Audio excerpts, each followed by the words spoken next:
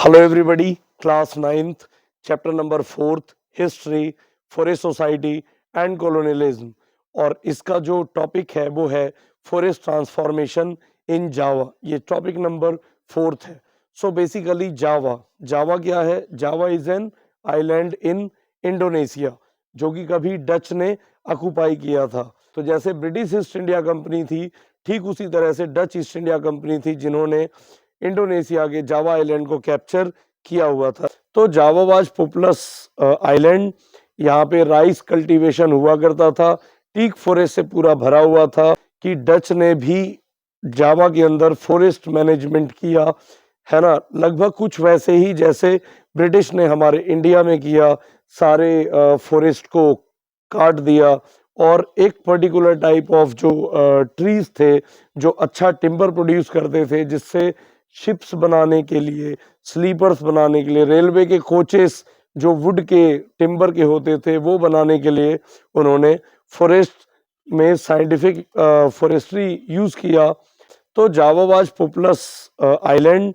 यहाँ पे rice cultivation हुआ करता था, टीक फॉरेस्ट से पूरा भरा हुआ था। अब बात करते हैं वुड कटर्स ऑफ जावा।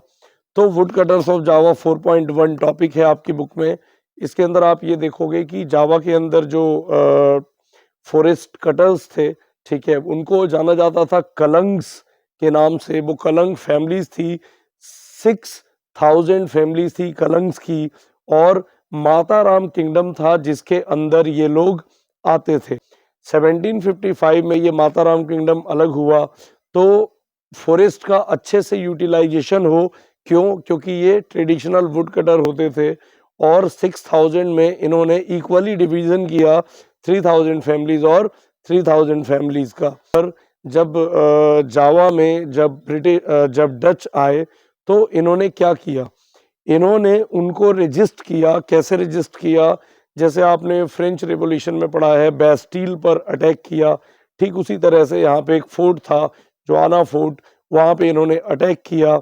और इनके फोर्ट पे अटैक तो किया, बट डच ने क्या किया? डच ने इनके रिवोल्ट को सप्रेस कर दिया, ठीक है। तो यहाँ पे कलंग्स जो है वो सक्सेसफुल नहीं हुए और डच अभी भी उनको रूल करते रहे। तो अगला पैरा है डच साइंटिफिक फॉरेस्ट्री, ठीक है। तो इसके अंदर क्या है? 19th सेंचुरी में डच ने फॉरेस्ट लॉज लगा दिए। अब फॉरेस्ट लॉज जहाँ पे लगते थे, जैसे इंडिया के अंदर रिजर्व फॉरेस्ट उन्होंने बना दिए थे, तो वहां पे जो है एंट्री रेस्ट्रिक्टेड हो जाती है। डच ने थोड़ा सा डिफरेंस ब्रिटिश से किया था, वो क्या था? तो वो हम एक एक करके समझते हैं। पहली बात कि wood was allowed to cut for specific purposes.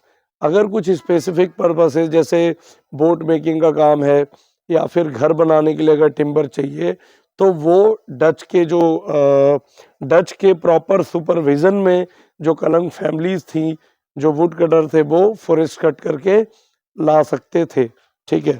तो इसके बाद है कि villagers were not allowed in the forest for cattle grazing. अगर कोई पकड़ा जाता था, जो अगर कोई कैटल ग्रेजिंग करता था वहां पे जावा आइलैंड पे, तो उनको डच जो है वो पनिश करते थे।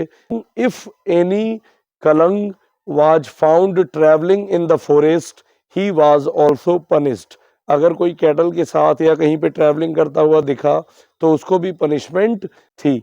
अब चलते हैं अगले पेज पे। तो अगले पेज पे यहाँ पे बोला जाता है कि फॉरेस्ट सर्विस जो थी वो इंट्रोड्यूस कर दिया गया था डच में, ठीक है। और 1882 में 2,80,000 स्लीपर्स एक्सपोर्ट होते थे जावा से।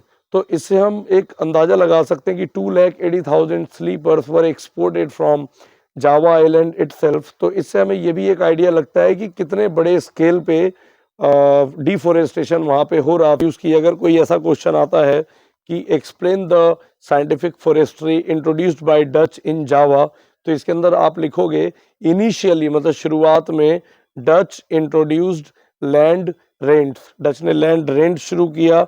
इसके बाद उन्होंने बोला कि अगर आप, मतलब जो वहाँ पे कलंग फैमिलीज थी, उन्हें बोला कि इफ यू विल डू बेगार for us technically, if you will do free service for us for transportation of wood, for cutting down of forest, then you will be allowed to live here and you will be able to use the forest. तो basically ये जो सारा criteria था, मतलब अगर आप यहाँ पे रहना चाहो तो रह सकते हो, बट आपको फ्री सर्विस करनी पड़ेगी, ठीक है। तो ये सारा जो सिस्टम था ट्रांसपोर्टेशन और ये सारा, इसी को हम कहते हैं ब्लेयर डोंग डिस्टेंस सिस्टम, ठीक है। तो अगर ये क्वेश्चन आता है what is Blair Dong distance system, तो इसके अंदर आप ये लिख सकते हो, और ये एक इंपॉर्टेंट टर्म है जो अक्सर एग्जामिनेशंस में पूछा जाता है। चलो अगला चलते हैं, समिंस चैलेंज, जो अपने आप में एक बहुत इंपॉर्टेंट क्वेश्चन है और शॉर्ट क्वेश्चन में ये क्वेश्चन अक्सर पूछा जाता है। तो व्हाट वाज समिंस चैलेंज, तो अराउंड 1890 सुरोंटिको समिन एक व्यक्ति थे यहीं पे, उन्होंने क्या किया, उन्होंने बोला, बेसिकली ये जो टॉपिक है समिंस चैलेंज, तो समिंस चैलेंज का मतलब हुआ कि उन्होंने चैलेंज किया किसको, डच को। क्या चैलेंज किया, उन्होंने बोला if state has not created wind, water, wood, then how can they claim it, how can they own it. अगर स्टेट ने, स्टेट मतलब गवर्नमेंट, गवर्नमेंट किसकी थी, डच की, तो अगर डच ने वहां पर ये चीजें क्रिएट नहीं की थी तो ये सारा जो फॉरेस्ट था वो उनका कैसे हो गया, राइट। तो ये बेसिकली ये सारा आइडिया था, किसका आइडिया था, समिन का। बट समिन को इसमें सबसे पहले जिन लोगों ने सपोर्ट किया वो थे उसके सन्स इन लॉज। इसके बाद समिन को सपोर्ट करने वाले 3000 और फैमिलीज थी, ठीक है। तो वो कैसे सपोर्ट करते थे, इनिशियली दे रिफ्यूज टू पे टैक्सेस, दे रिफ्यूज टू पे रेंट, ठीक है। पहले उन्होंने रेंट और टैक्सेस देने से मना कर दिए। सेकेंड पॉइंट आप इसमें लिख सकते हो कि when the Dutch came to survey the forest land they laid down on the forest ground. जब जो डच थे वो जब सर्वे करने आते थे तो वो फॉरेस्ट ग्राउंड पे लेट जाते थे जिससे सर्वे ना हो सके, ठीक है। तो ये था बेसिकली समिंस चैलेंज और ये एक अच्छा क्वेश्चन है, ठीक है। चलो अब आप आगे चलते हो, वार एंड डिफोरेस्टेशन। तो वार एंड डिफोरेस्टेशन में आप शुरू की 3 लाइंस में आपको ये बताया जाता है कि फर्स्ट वर्ल्ड वार और सेकेंड वर्ल्ड वार में जो टिम्बर था उसका बहुत ज्यादा एक्सप्लॉइटेशन हुआ। जब जापानीज ने अटैक किया जावा इंडोनेशिया पे, तो उन लोगों ने क्या किया, उन लोगों ने वहां पर जो सारा का सारा, किसने, डच ने, डच कहाँ पे थे, इंडोनेशिया में, जावा में। अब जब जापानीज आ रहे थे तो डच ने एक पॉलिसी यूज की, इस पॉलिसी का नाम है स्कॉर्च्ड अर्थ पॉलिसी, मतलब आग लगाना, ठीक है। तो स्कॉच अर्थ पॉलिसी का मतलब बेसिकली इन्होंने किया क्या, तो Dutch abolished all the sawmills, sawmills मतलब आरा मशीन जिससे लकड़ी काटी जाती है, and piles of teak wood, मतलब टीक वुड जो उन्होंने काट काट के रखे थे अपने यूज के लिए, वो सबको उन्होंने जला दिया। क्यों, क्योंकि डच को लगता था कि अगर जापानीज आएंगे तो वो इन सभी चीजों को वार के लिए यूज करेंगे, क्योंकि टिम्बर जो था, लकड़ी जो थी उस जमाने में, उस समय में बहुत इंपॉर्टेंट थी, क्योंकि उस समय आयरन का इतना ज्यादा एक्सटेंसिव यूज नहीं होता था, और जो वुड थी वो बहुत हाई स्केल पे यूज होती थी, चाहे वो रेलवे के कोचेस हों, चाहे वो टिम्बर, चाहे वो स्लीपर बनाने का काम हो, या फिर वो शिप्स बनाने का काम हो, सभी में टिम्बर बहुत हाई लेवल पे यूज होता था। तो बेसिकली यहाँ पे ये चीज है, ये टॉपिक है। इसके बाद जापानीज जब आए तो उन्होंने भी बहुत ज्यादा एक्सटेंसिव लेवल पे फॉरेस्ट को यूज किया। तो यहाँ पे 1980s में इंडिया की तरह ही गवर्नमेंट ने ये